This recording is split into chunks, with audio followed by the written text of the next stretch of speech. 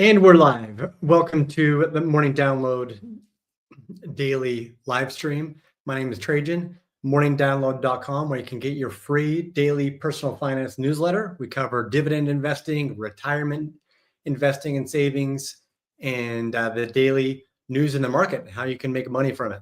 Today, we're going to talk about the psychological barriers to savings and why Americans are terrible at savings.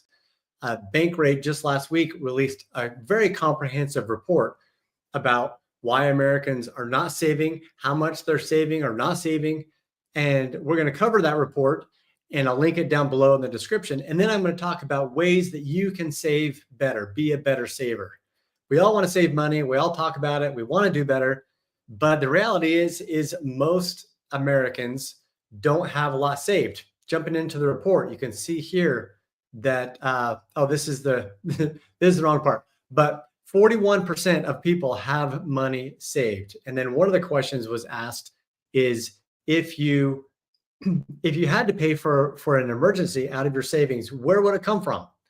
And 41% said that they would pay for it out of their savings, but the rest of the 59% said that they would pay for it in other ways, including financing it on a credit card. Terrible idea. Reduce your spending on other things. Not so bad. Borrow money from your family and friends. Even worse idea. Take out a personal loan. Not a great idea, or something else. And I understand that emergencies happen. Things come up. We all have things that are unexpected, which is why it is so important to have money saved. And only 2 out of 5 Americans have any money saved. And the reason is, and they were asked in the survey, what is the biggest challenge to you saving? And inflation and rising prices is the number one challenge. And then elevated interest rates, and then changing income and employment status. And you can see going back from 2024, 2023, it hasn't really changed much. Inflation and rising prices is the biggest challenge. And 2 out of 3 Americans worry about losing their job because they have no savings. And the younger generation is even more worried about losing their savings. And 1 in 4 people have no emergency savings. So what do we do about it? Enough of the doom and gloom. We know that saving is difficult, especially in the high inflationary environment we've had over the last few years, and people don't have savings. It's recommended that you have up to 6 months or more of savings. And of course, the more you have, the more comfortable you feel. So tip number 1, how to prepare a savings. Number 1 is instant gratification. That is the number 1 barrier, because we like spending money. We like the instant gratification of rewards, and we prioritize short-term benefit over long-term gain. So how do we overcome that? 2 ways. We implement the 48-hour rule, which means we delay non-essential purchases by 48 hours and really see if we need it.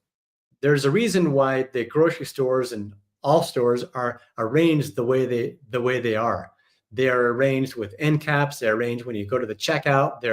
They're small purchase items for you to buy. It's all arranged for instant gratification. When you go and check out online, there are upsells and downsells and all sorts of things that they want to add to your cart. That is all around instant gratification. So if you can give yourself a rule that you're going to wait 48 hours before you buy anything that's not planned, like your mortgage or rent or car payment, then that often leads to decreased spending. So reframe your savings as gratification. So reframe your mind to be satisfied and really enjoy savings, putting that money into a savings account or an investment instead. Number 2 is fear of missing out. This is a popular one. We fear that we're going to miss out on social events, on trends, and anything that's happening, buying the latest thing or having the latest handbag or what have you. And we end up not prioritizing the right thing. So instead, reframe your mind to 1, prioritize your financial health. Prioritize, instead of having the fear of missing out and wanting the latest and greatest thing, prioritize having more money in your bank account.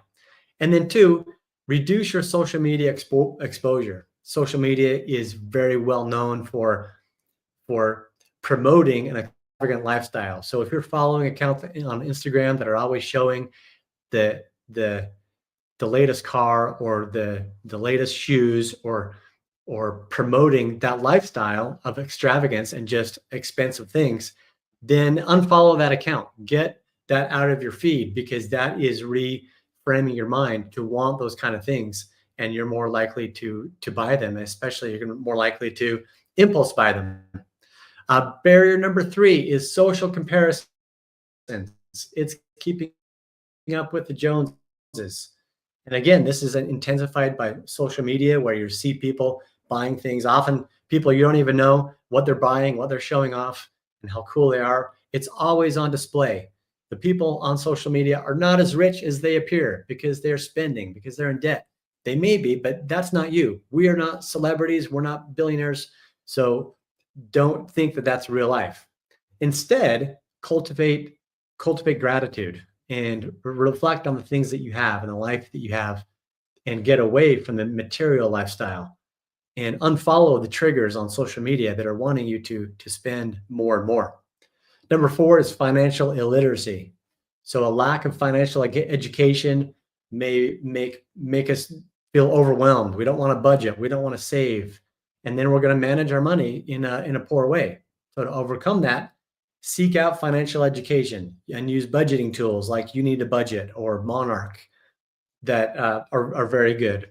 And tell yourself that you're a person who prioritizes learning about money. If you're watching this video, you're probably already doing that. And number 5 is psychological anchoring. So that's our experiences we have in life that frame our beliefs around money. So think about what your beliefs are around money, and have positive role models that can help shape those beliefs. And tell yourself that you're a saver and an investor. There was a study done. This is outlined, I think, in James Clear's book, Atomic Habits, where people who were trying to quit smoking changed their frame of mind from saying to themselves, I'm going to smoke, or I'm going to stop smoking, to I'm not a smoker. It's a very subtle change in language, just saying I'm not a smoker, because then you take that on in your personality. So if you can do that same thing in finances, where you're saying I'm good with your money. A lot of people say, I meet people all the time, and I did when I was a financial planner, that would say I'm not good with money. And they didn't do anything to change their education or change what the story that they're telling themselves. If you tell yourself I'm good with money, that reframes how you're going to act with your money, and you're more likely to save and invest. And number 6, related to that, is avoidance and denial. If you don't know a lot about money and you feel overwhelmed, you feel stressed about it, you're going to just avoid it. And when you avoid it, those fees pile up, the late fees and the small charges that you don't notice. And that can really, really hurt over the long run. So how you can get over that is start small. This is something that I did that really helped me. And that was just logging into my bank account every day. It seems like a small thing, but when I didn't have a lot of money, I would force myself to log into my bank account. Even if there were only $8 in my bank account, I would log in to see. And that helped train me to not avoid it, to face it. And I learned a lot about where I was spending money, because I would see it show up in the bank account. I would see my bank account go down. I'd get paid, and then it would go down and down and down. And when I log in, I would see that, and it helped me reframe being afraid of it. I got over that anxiety, and then actually tracking it better. And then if that really creates a lot of anxiety for you, then seek some support. Some financial counseling can help you address those anxieties. And it's okay. A lot of people have anxiety around money. And one of the most common ways to deal with it is to not deal with it at all. Just avoid it altogether. And then what happens is we just don't know where our money's going, and it comes in and goes right out. So focusing on the psychology of money is really important, because it can help you get over that fear. And then the more money you have in your savings account, ironically, will also help you overcome that psychological barrier of not having money, and it will help you not be afraid of logging into your bank account because you will actually have some money in there, and it gets easier and easier the more money you have. And then number seven, the seventh barrier to not saving a lot of money is just not having clear goals, not having anything to do with that money. What's the point of saving if you don't have something you're saving up for? So having something you can save up for really helps motivate you to save. And setting smart goals. Smart goals are specific, measurable, achievable, relevant, and time bound.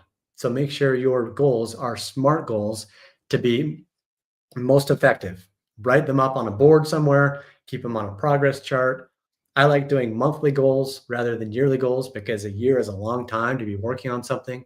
So I'll break it up into pieces where it's a month. So like this month goal for February is I want to take 10,000 steps every single day. So I have one goal, and that's pretty easy to keep track of, and I just focus on it every day. And remember the role of temporal discounting. That means that we tend to value things that are more immediate than long term, and we have to flip that if we're going to be savers and value the long term. And having a goal and having something we're saving for, then that makes it a lot easier to save for those goals. So, how to build a strong saving habit. So number one is establish a compelling reason, something that we're saving for, a goal. And then create a realistic plan. How are you going to get to that goal using the SMART method of goals? If you're saving for a car, for example, break down when you want to buy the car, how much you have to save every paycheck, and then make it automatic. That's step number three, is automate your savings. Every time you get paid, have money put into your savings account or into a brokerage account automatically. Set it and forget it. That's probably the number one thing that I noticed that wealthy people did when I was a financial planner to save and invest and become millionaires and have a lot of money, is they just set it up to be automatic. They didn't have to worry about it. They didn't fret about it, and they made sure it happened.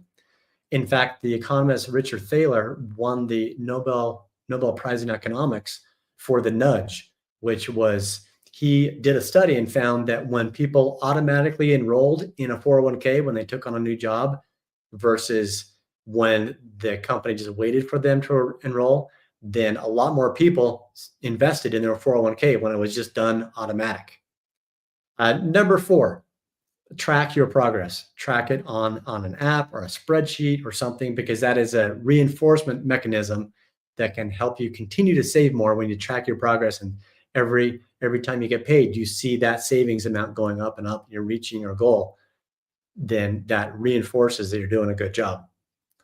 And then number five is build an emergency fund. There's nothing can delay your financial progress more than not having an emergency fund, because once you get that momentum going and you're doing really good, then you get a flat on your tire, you get a flat tire, then it just derails you, and you've got to stop investing, you've got to stop saving, and you've got to put money on a credit card, and then you might not get back to the momentum you had. So the biggest benefit of an emergency fund is that you get that flat tire, you just go to your emergency fund and you pay for it.